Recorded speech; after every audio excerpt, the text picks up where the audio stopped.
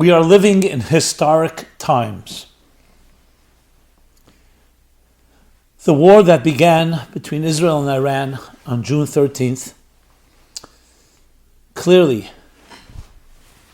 will rearrange the geopolitical landscape of a region that has been at war, not just for 50 years, 100 years, but for centuries, for millennia.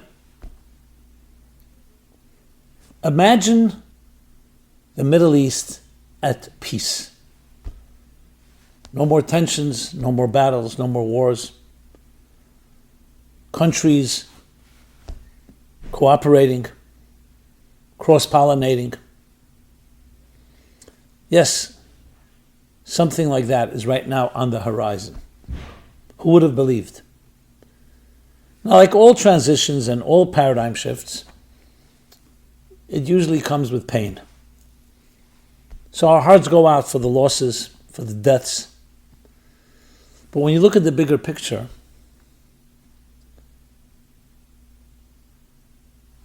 there's so much to look forward to.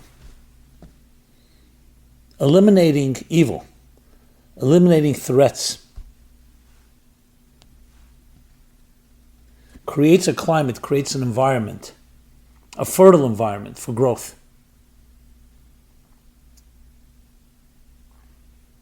In addition, this also has cosmic, psychological, emotional, and spiritual implications. We are truly at the brink of a new era. Please join me for this special program, Rising Lion, the war that will define the future of the world.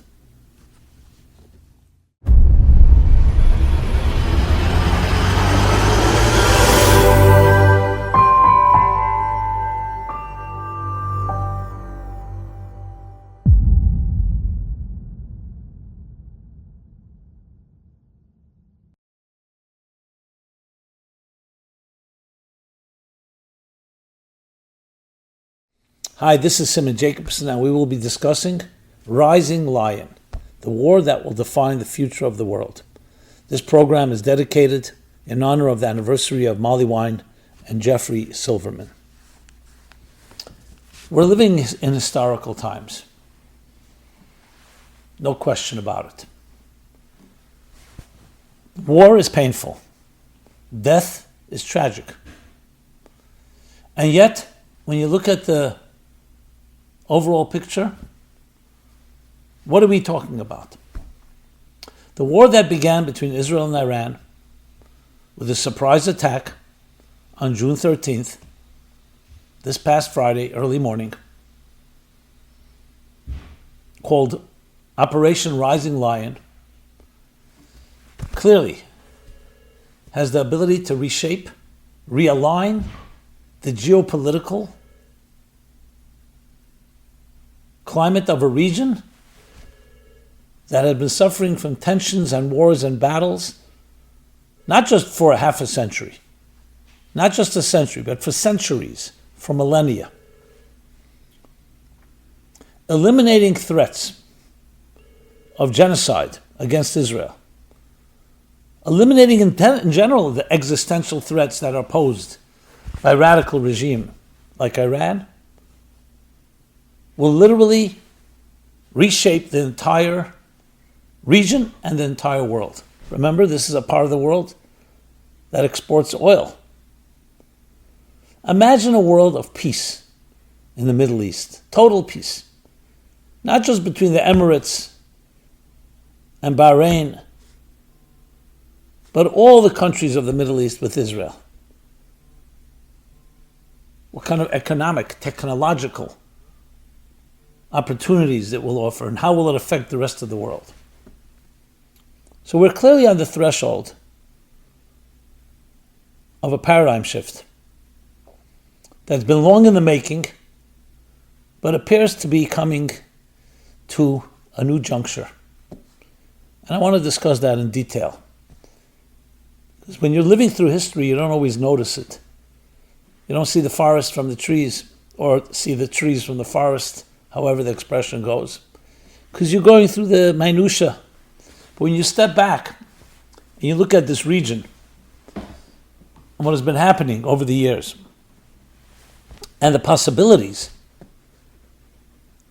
you see a new world order. So let's go back. I'll work my way back from where we are to the past, we'll say, half a century, and then work our way back. I'm going to go back thousands of years, because if you want to understand the present and the future, you have to understand the past, the history, the roots of it all. The historical, spiritual, psychological roots of these conflicts. So going back to 1979, when Iran, the Shah of Iran was overthrown, taken over by the mullahs, by Ayatollahs, Khomeini, turned into a radical Islamic fanatical Shiite regime. Iran has become the number one terrorist sponsor of terrorism around the world. And terrorism is not just attacking Israel. If you look at the documentation, you will not believe in how many different ways they've been trying to upend and disrupt our Western world, Western civilization. Now, God has also blessed that region with oil. Oil gives you money. Money gives you power. So the call for the destruction of Israel and the Jewish people by Iran is far more than that. We have to even understand what drives that. Why? Well, like when it came to the Nazis, did we understand why they hated Jews that much? But still, there are ways to analyze it, and we'll discuss that as well. So we're talking about disruption. Besides the Shiite-Sunni battles, Shiites are a minority, but Iran is a Shiite country controlled by Shiites. Saudi Arabia, just for the record, is Sunni. There's also Israel right in between there all. Iran has become the sponsor of Hamas, Hezbollah, the Houthis. Until Syria's fall just recently, they really much controlled that country. And things did not look good, especially not for Israel, especially not for the free world, Israel being the only democracy in that region. And as they began to build their nuclear arsenal, it became even more threatening, to the point that Israel finally said, enough is enough. We can't have such an existential threat. So this covers the last 50 years, a little less than 50 years. But prior to that, it wasn't like the region was exactly at peace either. We know the Six-Day War, the Yom Kippur War, that goes back to 1974, prior to that 1967, of course 1948. But even before that, this region has suffered more battles than any other place in the world. And all around this holy promised land in the Bible called Israel. Jerusalem. So let's broaden the picture now, the historical picture. The battles that have raged there. So through the Middle Ages, there were times that the Christians controlled that part of the world, and there were times that the Muslims controlled it. Of course, the Ottoman Empire. But before the Ottoman Empire were the Crusades, and it exchanged hands, and the wars over this piece of land, the Holy Land. And the Jews were always in the middle. Taking it even broader, we go back to the time of the first temple, second temple, let's start with the second temple, destroyed by the Romans almost 2,000 years ago, and then they took control. The Romans, essentially, the ancestors of the Western Christian Roman world. Before that, we had the Persians who controlled the land. After that, there were the Greeks. Before the Persians were the Babylonians, and they destroyed the first temple. So the Jews were there for close to around 1,000 years with two temples. The first temple destroyed by the Babylonians, the second by the Romans, then they were exiled. But the Jews never really left. They were exiled, they were expelled. But they always kept returning. There were always some Jews there because it was the Jewish land, the Holy Land. Promised as promised, the promised land as promised to Abraham, Isaac, Jacob in the Bible. So now let's go further back. After the Jews were exiled and enslaved by the Egyptians, now we're talking over 3,000 years ago, 3,337 years ago to be exact, the Exodus.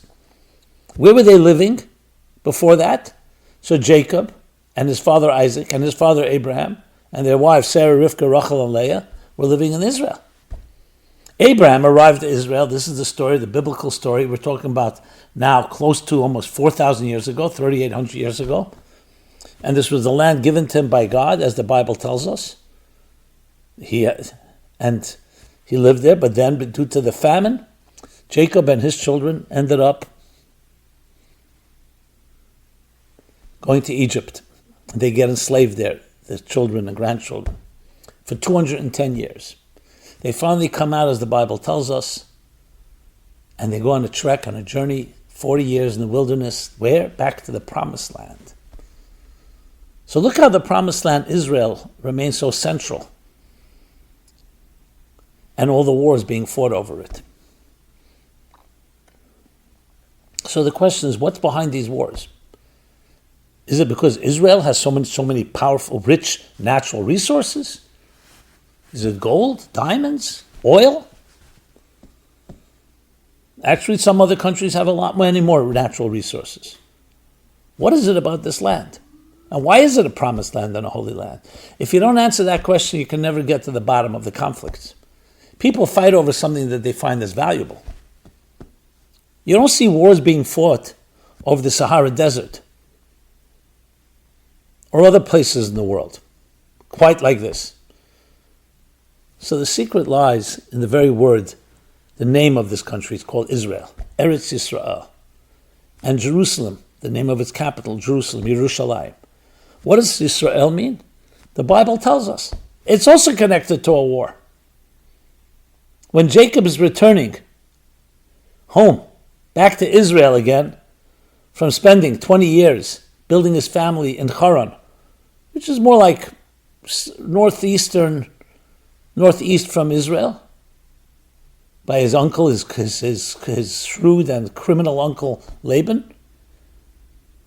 And on his way back to Israel, he encounters that mysterious story, the mysterious stranger that wrestles with him all night, called the angel of Esau, his twin brother. They wrestle. And Jacob prevails. However, right as the dawn breaks, Esau's angel displaces the hip of Jacob. And Jacob will not let go of him. He says, let me go, I have to go back to my work. And Jacob says, I will let you go once you bless me. Who's blessing him? His archenemy. And what's the blessing that he gives? He says, what is your name? He says, Jacob. From now on, your name will be Israel, Yisrael. Because you have wrestled with God, meaning God's angel, and with humans, and you have prevailed. That's where the word Yisrael comes from. Wrestling, fighting with a world, with people, with angels that oppose you, and prevailing. What does Yerushalayim mean? Jerusalem is made up of two words. Yerushalayim, complete peace. Well, I should say, I know you correct myself. Shalom means complete, but it also means peace. Shalom. Yerushalayim means complete reverence.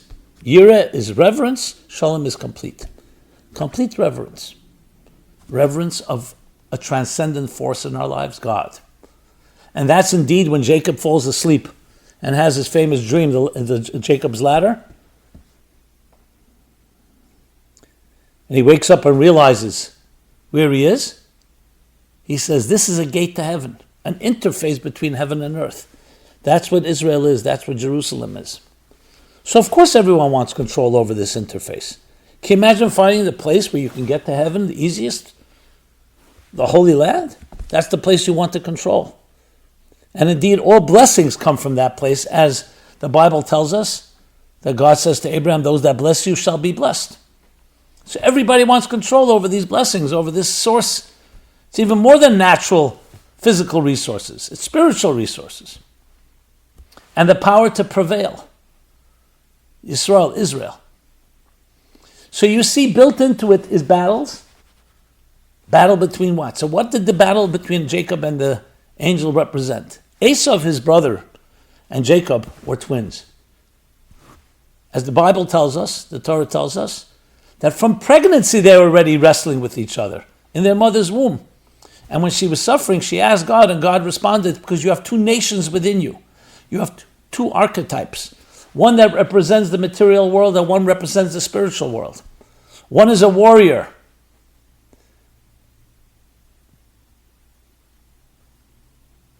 Esau, Ish Melchama, Yedid Sayed, a warrior, an expert hunter.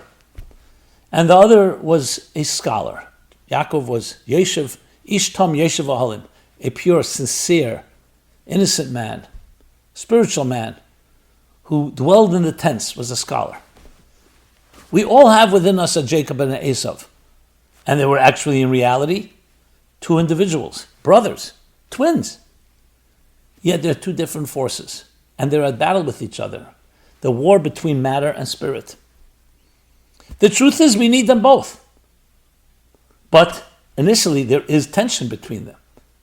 And the Torah Jewish approach is to relieve the tension between matter and spirit, between materialism and spirituality, between selfishness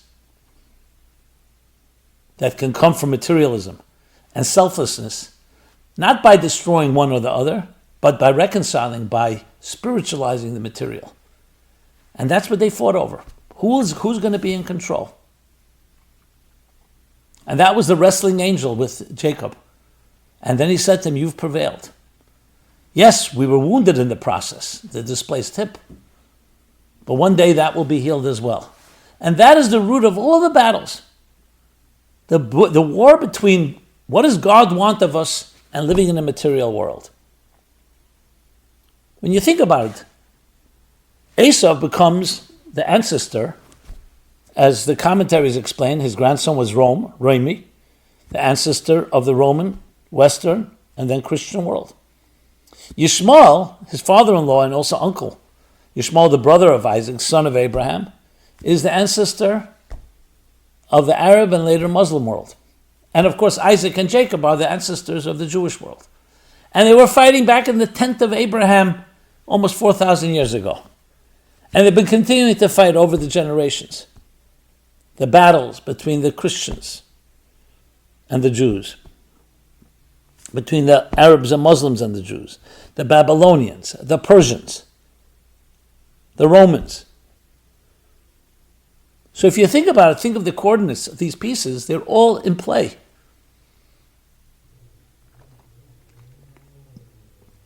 And the question is who and how will we make our peace between God and existence? So Abraham, the father of all nations, he set in motion a whole process, and he said, it's going to be a bit difficult war. However, there are certain methods. Love everyone unconditionally. He prays for infidels.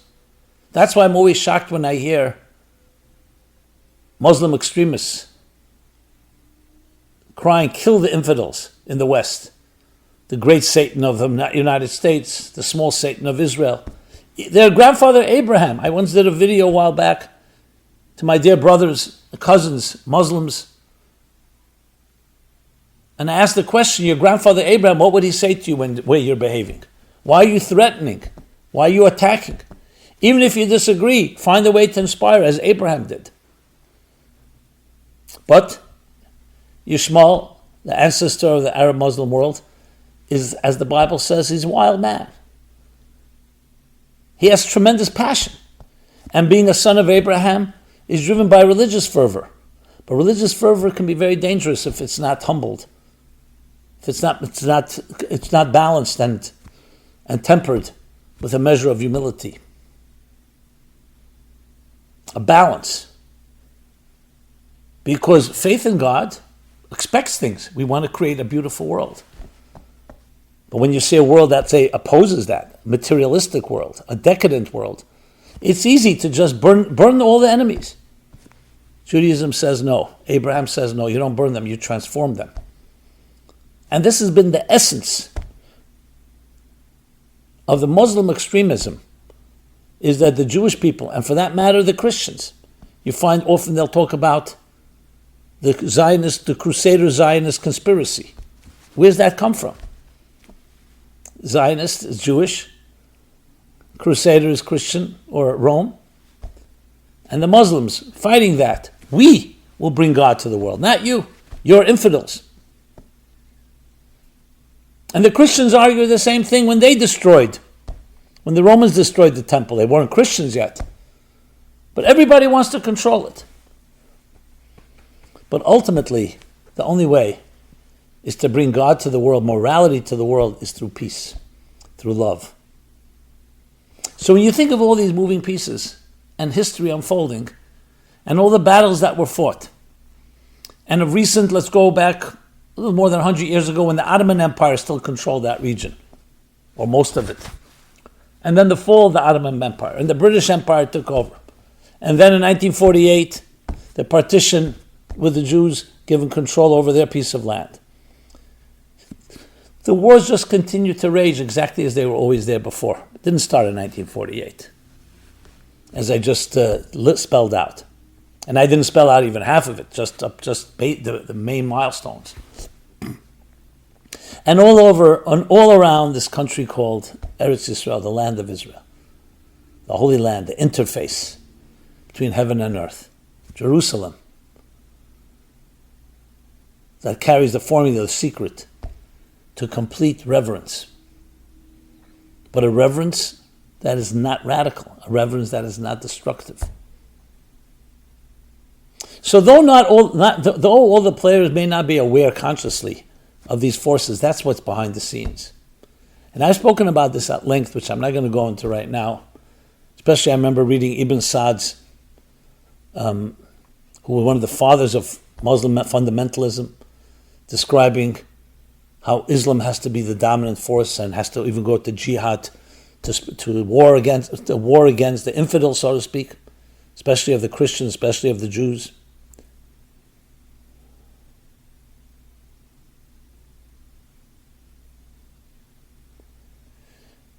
So I'm not going to go into all the details. You can look it up at meaningfullife.com. But I will say that whether they're conscious or not conscious, these forces at work will also explain some of the hatred you see and the extremism. So by no means am I suggesting that everything going on in Israel is perfect. But Israel is not called for the extermination and the genocide of any country. Put down your arms and Israel will be totally at peace with you. If Israel puts down its arms, it will be attacked and try to be destroyed, God forbid.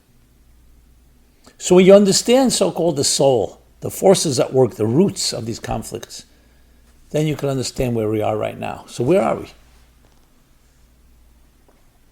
Israel has become a strong nation, a strong empire, financially, technologically, and even spiritually. Much more to grow. Its population has grown. It's a place of prosperity. And with the Abraham Accords, peace was made with some of the countries, some of the Arab Muslim countries. But it's not over. Iran remained the dominant opposition.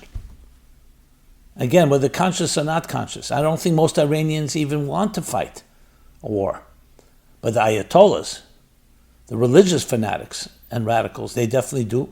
And they see it as existential as well. They see it as spiritual. They see this is what God wants.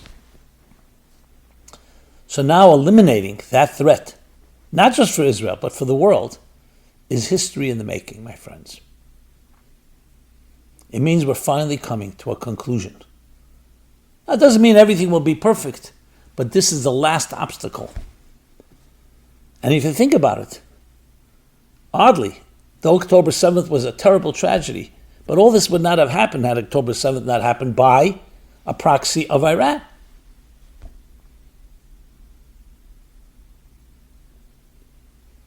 Hamas. And then the eradication of Hezbollah in Lebanon, Syria falling, all proxies and all under the control of Iran. And now, finally, the head of the snake itself, Iran itself.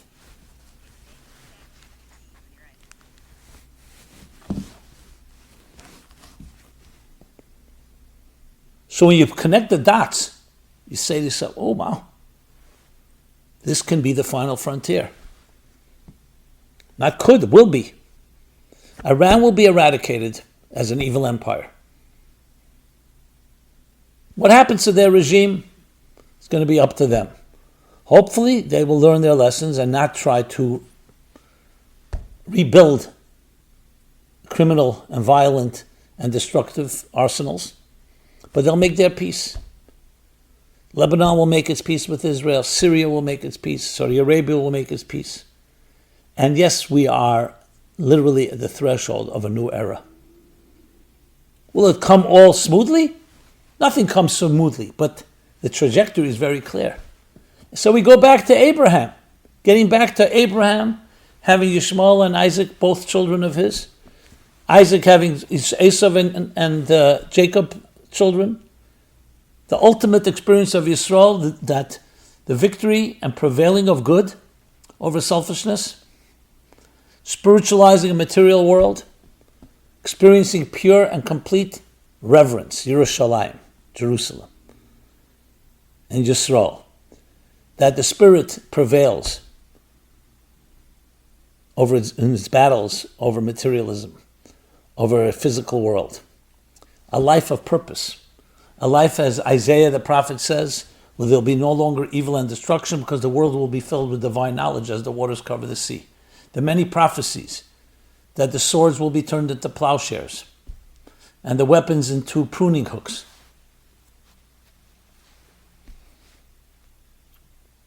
A spiritual revolution. That's where we're headed. And the clearer we are about it, the faster it will happen, because we're all part of this. This isn't just interesting information. We are part of the unfolding drama, how we behave, because we have these battles within ourselves. We have an animal soul, a divine soul. We have our selfish voice, the id, and we have our selfless voice, the noble voice. So we have all these forces at work within us. We have the promised land within us, and we have those the voice that challenges it. We have the pure reverence, the complete reverence of Jerusalem within us, and again, the adversarial forces that battle with that. So both on a personal level, on a cosmic level, on a historical level, on a psychological and emotional level, spiritual level, it's all coming to a head. That's how we should look at these events. Obviously, what has to be done on the ground needs to be done on the ground or in the air, but there's a bigger picture emerging. So it's time to educate yourself and learn about it, and learn how it plays itself out in our individual lives. I'm going to make sure that this program is translated into Arabic and Farsi and other languages, because this is a message we all have to hear. And it's the story of history. So here we are in the year 2025, in the Hebrew year 5785. And we literally are seeing with our own eyes the unfolding of a new chapter in history. One that can lead us into a completely glorious future, a messianic age, a utopian age. And I'm not being naive. There's no question that we have that possibility. But we need to implement it. We need to see it clearly. And yes, we have to get through the humps and the challenges that are still ahead of us. So God should protect all the innocent men, women, and children in Israel, all innocent men, women, and children in Iran, and everywhere else in the world. Protect those that are fighting the good cause. And may this victory come quickly, rising lion. A lion represents both things, power and strength. It can be used in the negative. Nebuchadnezzar, the king of Babylon that destroyed the first temple, was compared to a lion. But so is God compared to a lion. And indeed, the Medrash says that the lion that destroyed the temple will be vanquished in the month of the lion, month of Leo, of the saddest month of the Jewish calendar, will be transformed. And it's on condition that the lion called God will rebuild the temple called the lion in the month of the lion. So rising lion, a show of strength and courage in holiness, in sanctity, in good things, a fight with passion for good, to counter the lion of destruction. That's where we are at now. And each of us, as I said, is part of this unfolding story. Iran is Persia of old. The name Persia was changed in the mid-20th century. Persia of old played a tremendous role. Persia was a powerful empire, especially during the time between the first and second temples. The story of Achashverosh, the story of Purim. And indeed, tonight is the 23rd day of the Hebrew month of Sivan, which the book of Esther, the story of Persia of old, tells us is the day when Achashverosh decreed that the Jewish people, Yisrael, will prevail against their enemies that wanted to kill them. They wanted a total genocide, destruction of all Jews, literally like the destruction of all Jews, just like the leaders of Iran called for the destruction of Israel. And on this day, in the time of the old Persian Empire, the Jews were empowered and given the title to eliminate those enemies. And that's why it says that Mordechai walked out with that decree in joy. The Jewish people had light and joy and jubilation and celebration. And every year on the 23rd of Sivan, this repeats itself. May that be now, immediately. And the entire world, in addition to Israel, will be able to celebrate together. And Iranian people will be freed from the radicalism, from the oppression that they've suffered. And may we all experience this peace in the fullest possible way, with joy. End to all pain and suffering and tragedy. And the beginning of a new era, the era of peace, an era where no more evil and destruction, because the world will be filled with divine knowledge as the waters cover the sea. Thank you so much. This has been Simon Jacobson. If this message is meaningful to you, please share with others. Love to hear your thoughts, your feedbacks, your comments. Please subscribe to our offerings, meaningfullife.com, our YouTube channel. Be blessed. May the Jewish and Israel be blessed. May the entire world be blessed. And may we see this peace immediately in our times. This program is brought to you by the Meaningful Life Center. Please help us continue our programs. Make even a small contribution at meaningfullife.com/donate.